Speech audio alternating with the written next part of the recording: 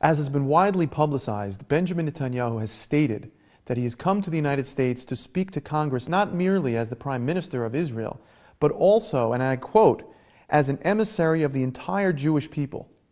This statement of his has been strongly repudiated by so many Jews, ranging from all the ultra-Orthodox all the way to the secular liberal, for many different reasons.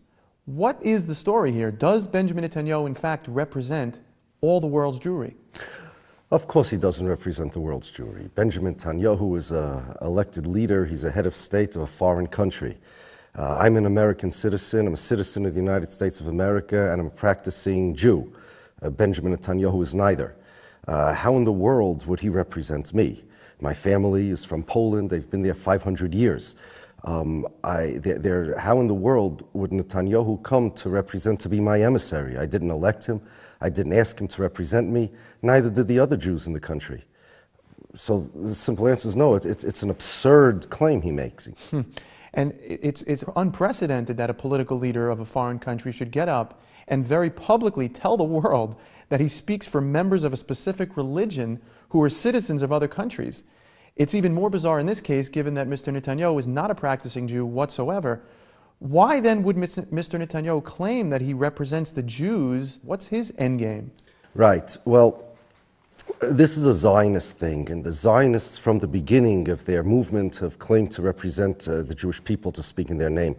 It started with Theodor Herzl, who actually claimed a legal right to speak in the name of the world's Jews and to represent them.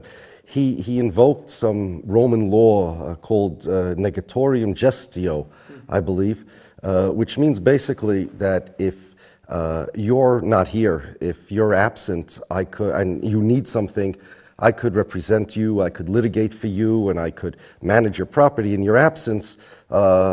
You don't need to give me permission, I could speak for you. So Herzl came up with this idea that therefore legally the Jews have nobody to speak for them, and of course he knows what's best for them, and therefore he has a right to represent them to all the nations of the world. There are several motives for this. First, Zionism would not get off the ground unless it speaks for the entire Jewish people.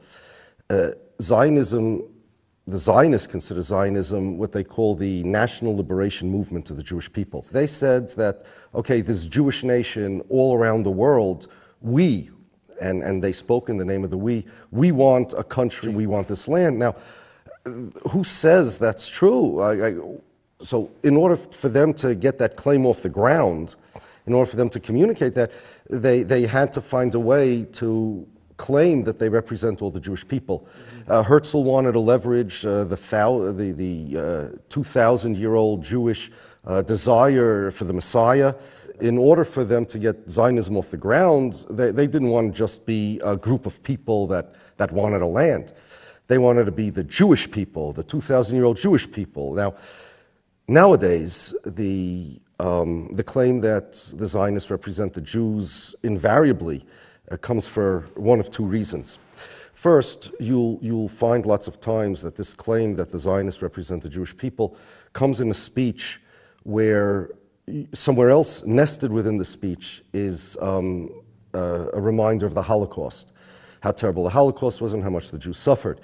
The reason they do this is because they want to garner sympathy for Israel and for the Zionists, and by mentioning the Holocaust and by claiming that they are the Jewish people or the representatives thereof, what they're saying is, okay, all the guilt that you feel for the Holocaust, the Gentiles, all the sympathy that you have for the Jews for the Holocaust, should not really be directed at all the Jews all over the world. It should be directed towards Israel. So we have rights as people who were ignored by the world during the Holocaust. We have a right to be upset, a right to be angry, and all the sympathy, that compensation that you want to provide for the Jewish people because you feel guilty, provide it to Israel. That's first. So you'll very, very often find the claim that they represent the Jewish people in conjunction with material about the Holocaust. They usually come hand in hand. The second thing, and the second reason why the Zionists claim to speak in the name of the Jewish people, it's sort of a veiled threat. You'll find this when one of the Zionist representative get into some altercation with a foreign representative, a foreign head of state, let's say the president, let's say Obama. So what they're saying is, Mr. President of the United States, you should know that I'm not just a foreign emissary. I'm the emissary of the Jewish people, meaning that there are several million people in your country that won't side with you, they'll side with me. For example, Naftali Bennett wrote on his website that any insult to Benjamin Netanyahu, in context he was talking about the president, is an insult to all the Jews all over the world. Reason being is because Netanyahu is not merely the Prime Minister of Israel, this is what he said, the leader of Jews all over the world. Which means he's trying to drive a wedge between us and our country, and he's trying to send a message to all the countries that the Jews live in that, okay, we got people in your country that will be on our side. So it's kind of like a veiled threat. So Zionists want to claim that they represent the Jewish people for those two reasons. Number one, you should identify places where they talk about the Holocaust in the same neighborhood, like in the same paragraph or in the same speech as claiming that they represent the Jewish people, and that's to garner sympathy. And number two, to send out the message, quote unquote, that we got people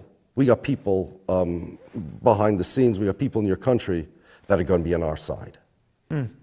It's incredible. And, you know, from a political standpoint, Mr. Netanyahu coming to the United States recently hasn't been a very good idea. It hasn't really worked out for him. He's been attacked not only by Jews, but also by representatives in the Congress and in the Senate. I don't know if you've heard, but Abe Foxman of the ADL recently was very against the idea of Mr. Netanyahu coming to the United States against the president's wishes. A recent Gallup poll shows clearly that his favorable rating in the United States has gone down from 45% to somewhere in the mid-30s. So was it just the political issues that Mr. Netanyahu created that is causing such outrage, or is there something else about his claiming to represent the world Jewry that is causing the problem here? No, the outrage is because the statements of Netanyahu were both defamatory and dangerous to the Jewish people. They're defamatory because he's not our emissary. We're citizens of the United States, and both as Jews and Americans, we're loyal to our country. We're loyal to the United States of America. Now, it doesn't matter if somebody agrees or disagrees with the president's foreign policy. It doesn't matter if somebody's a Republican or a Democrat. Americans are allowed to have any opinion they want. But none of this means that Netanyahu is our emissary. None of this means that we're his constituents. The claim that the Jewish people are loyal to a foreign power is a terribly defamatory thing. We're not loyal to a foreign power. Netanyahu claiming that would be no different than, let's say, the president of Bulgaria claiming that all the Jews are loyal to the Bulgarian government. But besides defamatory, it's also very dangerous because he's feeding fuel into the flames of anti-Semitism. Now, Netanyahu, he's going back to Israel.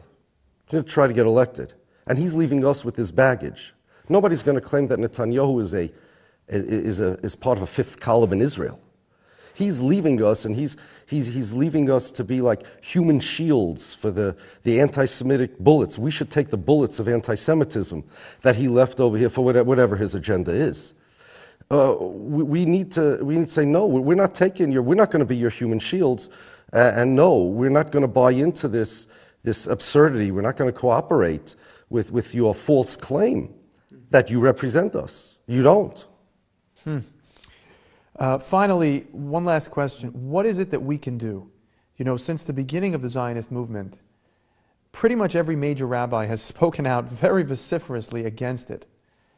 The Zionist machine is huge, though, as we all know. It's basically almost like a ubiquitous apparatus that has the strength, the willpower, the money. What can we do to combat it? Well, First, Netanyahu and the Zionists may have a lot of money, they may have a lot of power, and they might have a lot of influence. But we're the Jewish nation. We have God on our side. The same God that protected us from the Persians in the days of Mordechai and Esther, the same God that protected us from the Romans, that protected us from extinction for the last 2,000 years in exile, will protect us from the Zionists as well. In other words, Netanyahu and the Zionists, with all their influence, they're trying to do to the Jewish people harm. They're trying to feed anti-Semitism for their own agenda. But the Jewish people have survived, and they will continue to survive. We need to focus on ourselves. God wants us to be better people. God wants us to be loyal citizens of our country. God wants us to focus on our own spiritual and religious and moral growth. And then He has a way of taking care of things. Those who are in the right have a way of coming out on top. But besides that, what we need to do is quite simple. Imagine if the King of Bulgaria would come to America and say, you know what, I represent all the Jews. What's the first thing that would happen? Well, all the Jews would raise their voices, scream their lungs out and say, what is this guy, crazy? He doesn't represent us. Well, what connection do we have with him? We should do the same thing. We have an ignorance problem. Israel is involved in, Israel propagates tremendous amount of propaganda because they want people to think that the Jews all over the world are represented by Israel. And of course they're not. It's a false representation. It's identity theft. It's just a false claim. So that's what we need to do. We need to tell people, if you have a voice, if you have the ear of the public, tell the public. If you have the ear of your coworkers, tell your coworkers. Whatever you can do, just educate the people and explain to them that no, Israel is Israel, and the Jewish people are the Jewish people. Judaism is a religion. Israel is a political entity. The Jewish people, we have all sorts of ethnic components in the Jewish nation. We're a religion. We're American citizens. Netanyahu is not, and he just simply does not represent us. He just doesn't. He doesn't speak for anybody except himself and those who elected him.